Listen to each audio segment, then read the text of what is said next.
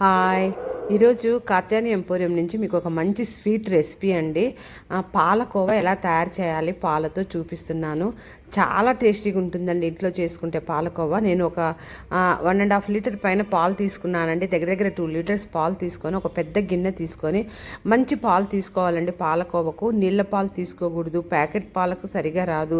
మనకి ఎవరైనా ఉంటే కొంచెం చిక్కటి పాలు, గేదె పాలు, చిక్కటి పాలు తీసుకొని చక్కగా మరగనివ్వాలండి. బాగా పాలు చాలా పొంగులు వచ్చి కొంచెం చిక్కబడిన తర్వాత కేజీకి 1/2 కేజీ చక్కెర అండి. 2 లీటర్లకు 1/2 కేజీ చక్కెర. మోడర్న్గా ఉంటుంది తీపి. కొంచెం ఎక్సెస్ కావాలంటే 1/2 కేజీ కంటే పైన 3/4 కేజీ వేసుకోవచ్చు 2 కేజీస్కి.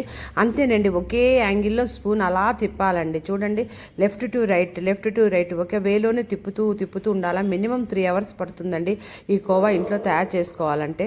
కాకపోతే మనం బయట కొన్న కోవా అలా కంటే కూడా ఇంకా చాలా మంచి టేస్టీగా ఉంటుందండి కోవా. నా ఫేవరెట్ స్వీట్.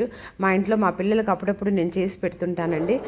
చూడండి, పాలు అలా బాగా మరిగి కలర్ కూడా మనకు కోవా టేస్ట్ వచ్చేస్తుంది. లాస్ట్లో చిక్కపడుతూ ఉంటాయండి. చాలా మ్యాక్సిమం పీక్ లెవెల్లో మనం పాలు అలా మరిగి చూడండి, చివరికి ఈ ఫామ్లో వచ్చేస్తుందండి కోవా. అలా ఉండలుగా గుల్లగా చూడండి.